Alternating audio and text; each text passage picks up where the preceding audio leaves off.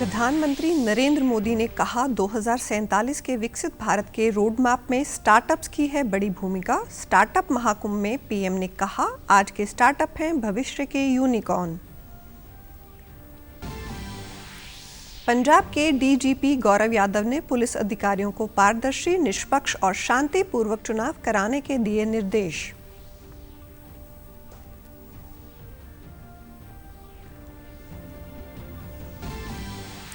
और हरियाणा की नायब सिंह सैनी सरकार का 14 सदस्यीय मंत्रिमंडल पूरा। मंत्रिमंडल विस्तार में 1 को कैबिनेट मंत्री और 7 को दिया गया स्वतंत्र प्रभार। नमस्कार, चंडीगढ़ से आपका स्वागत है। मैं हूं शैली तनेजा। अब समाचार विस्तार से। प्रधानमंत्री नरेंद्र मोदी भारत मंडपम में आयोजित स्टार्टअप महाकुंभ में शामिल हुए। इस मौके पर प्रधानमंत्री ने उद्यमियों और सभी हितधारकों को संबोधित किया। स्टार्टअप महाकुंभ भारत का सबसे बड़ा और अपनी तरह का पहला स्टार्टअप इवेंट है। इस विशाल संगम में सभी राज्यों से 3000 से अधिक प्रतिनिधि, 3000 भावी उद्यमी और 50,000 व्यावसायिक आगंतुक शामिल हुए। इस अवसर पर प्रधानमंत्री ने कहा कि 2047 के विकसित भारत के रोड मैप में स्टार्टअप्स की बड़ी भूमिका है। देश ने स्टार्टअप इंडिया अभियान के तहत इनोवेटिव आइडियाज को एक प्लेटफॉर्म दिया, उनको फंडिंग के सोर्स से कनेक्ट किया। एजुकेशनल इंस्टीट्यूशंस में इंक्यूबेटर स्थापित करने का अभियान भी चलाया। हमने बिल्कुल उसका बाल वाटिका शुरू की, अटल टिंकरिंग लैब। टियर 2, टियर 3 शहरों के नौजवानों के लिए भी अपने आइडियाज को इंक्यूबेट करने की सुविधा मिलने लगी। उन्होंने कहा कि हमारा स्टार्टअप इकोसिस्टम सिर्फ बड़े मेट्रो शहर तक सीमित नहीं है, बल्कि भारत की स्टार्टअप क्रांति का नेतृत्व देश के छोटे शहरों के युवा भी कर रहे हैं। ट्रांसपोर्ट, स्पेस, इवन मैंने देखा योगा में स्टार्टअप शुरू हुए, आयुर्वेद में स्टार्टअप शुरू हुआ। और एक दो नहीं, मैं रुचि लेता हूं तो देखता रहता हूं। 300, 400 की संख्या में है। स्पेस जैसे सेक्टर में, जो कि हमने अभी कुछ ही समय पहले ओपन अप किया, स्पेस में 50 से अधिक सेक्टर्स में भारत के स्टार्टअप बहुत अच्छा काम कर रहे हैं। लोकसभा चुनाव के पहले चरण चुनाव की पहली अधिसूचना जारी हो गई है। अब आज से सभी दलों के प्रत्याशी नामांकन भर सकेंगे। 27 मार्च तक नामांकन भरने की आखिरी तारीख है। केंद्रीय चुनाव आयोग के घोषणा के साथ ही 18वीं लोकसभा के गठन की प्रक्रिया चल रही है। 17वीं लोकसभा का कार्यकाल 16 जून को पूरा हो रहा है। चुनाव 7 चरणों में होंगे और सभी सीटों के लिए मतों की गिनती 4 जून को होगी। 19 अप्रैल को मतदान होगा। पहले चरण में अरुणाचल प्रदेश, असम, बिहार, छत्तीसगढ़, मध्य प्रदेश, महाराष्ट्र, मणिपुर, मेघालय, मिजोरम, नागालैंड व राजस्थान सहित 21 राज्यों की 102 सीटों पर चुनाव होने हैं। इसके अलावा नागालैंड, राजस्थान, सिक्किम, तमिलनाडु और त्रिपुरा में भी वोट डाले जाएंगे। उत्तर प्रदेश, उत्तराखंड, पश्चिम बंगाल और अंडमान निकोबार में भी वोटिंग होगी। जम्मू कश्मीर, लक्षद्वीप, पुडुचेरी में भी चुनाव होंगे। 18वीं लोकसभा के गठन की प्रक्रिया शुरू हो गई है। आज से नामांकन भरने की प्रक्रिया शुरू हो गई है। इसी बीच पत्रकारों के लिए एक अच्छी खबर आई है।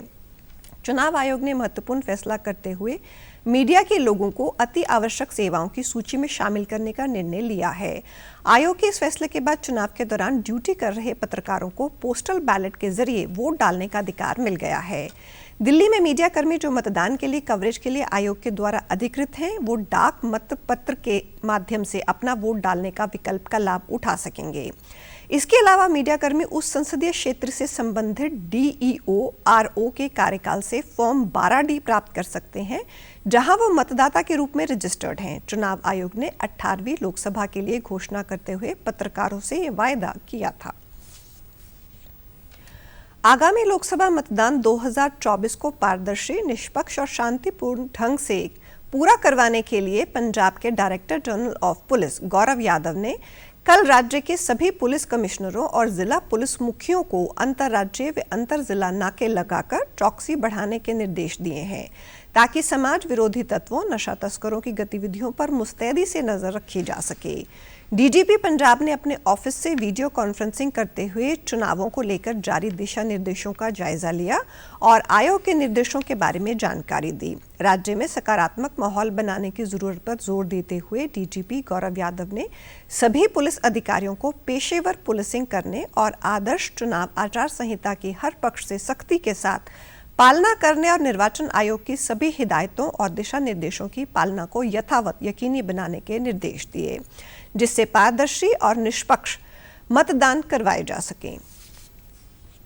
संघ लोक सेवा आयोग यानी यूपीएससी ने लोकसभा चुनावों के मद्देनजर इस साल आयोजित होने वाली सिविल सेवा प्रारंभिक परीक्षा की तारीख में बदलाव करने का फैसला किया है।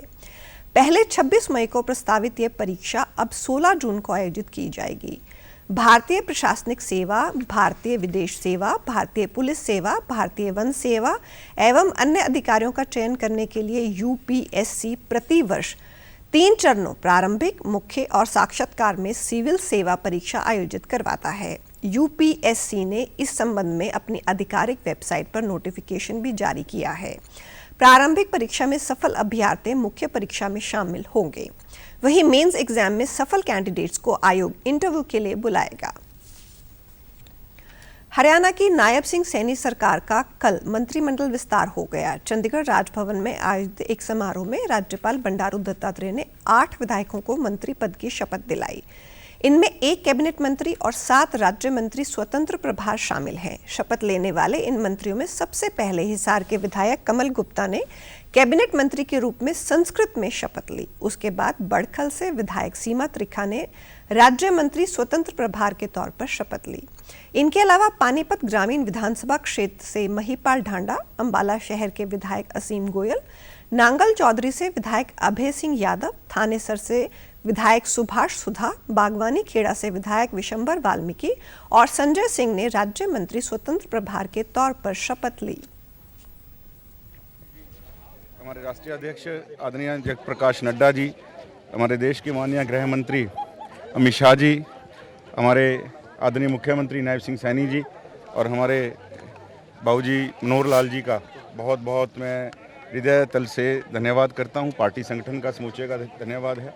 मुझे ऐसे छोटे से कार्यकर्ता के ऊपर बड़ा विश्वास दिखाया है और कोशिश करेंगे जिस विश्वास को लेके जो जिम्मेवारी सौंपी गई है उसको पूरा करेंगे। मैं सबसे पहले अपने भारतीय जनता पार्टी के केंद्रीय नेतृत्व का, फिर हरियाणा सरकार के तमाम विधायकों का, हरियाणा सरकार के नेतृत्व का, आदरणीय श्री मनोहर लाल जी, श्री नायब सैनी जी जो हमारे वर्तमान के मुख्यमंत्री हैं, और सभी साथियों का हृदय की गहराइयों से आभार व्यक्त करना चाहती हूँ। फरीदाबाद की तमाम जनता जिसने एक एक वोट दे करके मुझे यहाँ तक भेजा, इन सब का आभार व्यक्त करती हूँ। और एक बड़ी बात है कि भारतीय जनता पार्टी में दायित्व जो है वो जिम्मेवारी होती है और काम करने वाले को सिर्फ काम दिखता और कोई चीज़ नहीं दिखती।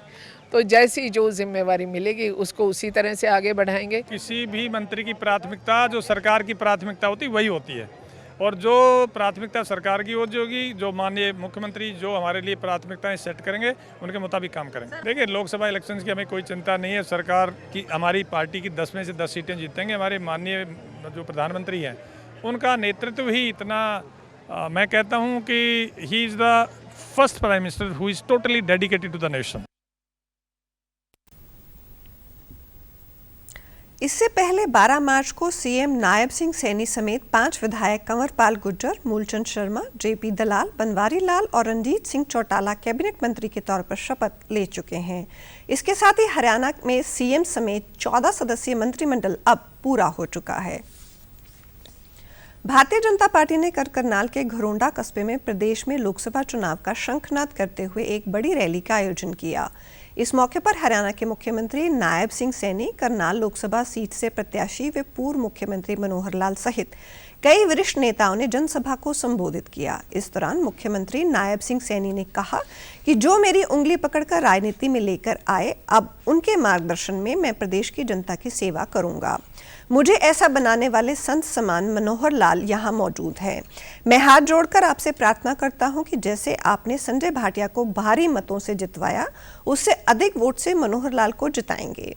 उन्होंने कहा कि जो योजनाएं चलाई जा रही हैं, इन्हें आगे भी जारी रखा जाएगा। इस आम चुनाव में हम लोग प्रदेश की 10 सीटें जीतेंगे और केंद्र में एक बार फिर नरेंद्र मोदी की सरकार बनाकर उन्हें प्रधानमंत्री बनाएंगे। भारत के यशस्वी प्रधानमंत्री आदरणीय नरेंद्र मोदी जी ने कहा कि मनोहर लाल जी करनाल के अंदर लोकसभा का कमल का फूल लेकर के जाएंगे और मैं दोनों हाथ जोड़ करके आपके सबके चरणों में ये प्रार्थना करता हूं कि देश के अंदर नंबर 1 के ऊपर अगर कोई सीट आए तो ये करनाल की आए। ये अपील आप सबके चरणों में मैं करने के लिए खड़ा हुआ हूं। यह ऐसा व्यक्तित्व है, इसने अपने लिए काम नहीं किया, समाज को आगे बढ़ाने के लिए काम किया। इस अवसर पर पूर्व मुख्यमंत्री मनोहर लाल ने कहा कि नायब सिंह सैनी एक साधारण परिवार से हैं और काफी वर्षों से इनका पूरा परिवार पार्टी की सेवा में लगा हुआ है। पूर्व मुख्यमंत्री ने कहा कि करनाल को सीएम सिटी बनाए रखने के लिए मैंने नायब सैनी के लिए विधायक पद से त्याग पत्र दिया। ऐसा करके मैंने अपने ऊपर करनाल की जनता का जो ऋण है उसे उतारने की कोशिश की है। खाली नहीं बैठा हूं, एक दिन खाली नहीं बैठा हूं, एक भी दिन खाली नहीं रहा। जब प्रधानमंत्री जी को पता लगा कि इसने तो आज ही त्याग पत्र दे दिया, मैं आभारी हूं अपने पार्लियामेंट्री बोर्ड का और प्रधानमंत्री जी का कि उसी 12 तारीख को शाम को एक लिस्ट छपती है लोकसभा के कैंडिडेट्स की और उसमें मनोहर लाल करनाल लोकसभा से कैंडिडेट होंगे। एक बात कही, मैं कहा इस दायित्व को स्वीकार करने के लिए मेरी एक शर्त है। तो करनाल लोकसभा का चुनाव मैं तभी लड़ सकता हूं जब हमारे वर्तमान सांसद मेरे छोटे भाई संजय भाटिया इसके लिए तैयार होंगे, तभी मैं जाकर के और चुनाव लड़ूंगा। उन्होंने कहा कि मैं अपने प्रधानमंत्री और संसदीय बोर्ड का आभारी हूं जिन्होंने मुझे करनाल लोकसभा से उम्मीदवार बनाया। कांग्रेस पार्टी आज अपनी तीसरी सूची जारी कर सकती है। जानकारी के मुताबिक आज 40 लोकसभा सीटों के लिए प्रत्याशियों के नामों का ऐलान किया जा सकता है। लोकसभा चुनाव में उम्मीदवारों के नाम तय करने के लिए कल नई दिल्ली में कांग्रेस की केंद्रीय चुनाव समिति की बैठक हुई थी। इस बैठक में 11 राज्यों की करीब 86 लोकसभा सीटों पर चर्चा की गई। बैठक में पार्टी में 40 सीटों पर उम्मीदवारों के नामों पर सहमति बन गई है। इनमें मध्य प्रदेश की 15, राजस्थान की 15, गुजरात की 15 सीटों पर चर्चा नहीं हो पाई। केंद्रीय चुनाव समिति यानी CEC आज इन सीटों पर दोबारा मंथन करेगी।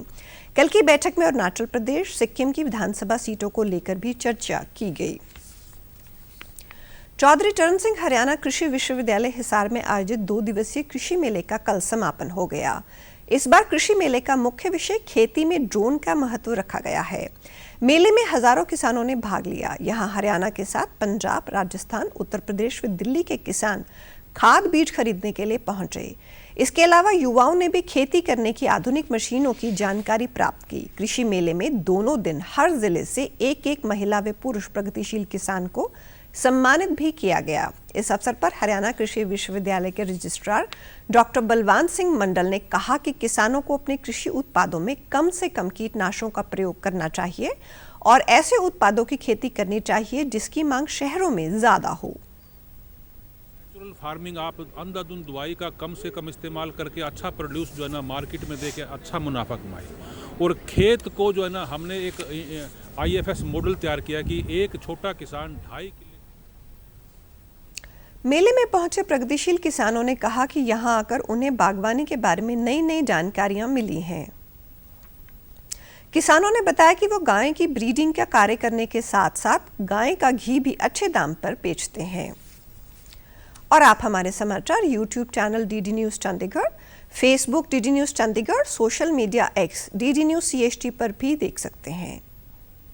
इसी के साथ चंडीगढ़ से समाचारों का सिलसिला समाप्त होता है। नमस्कार।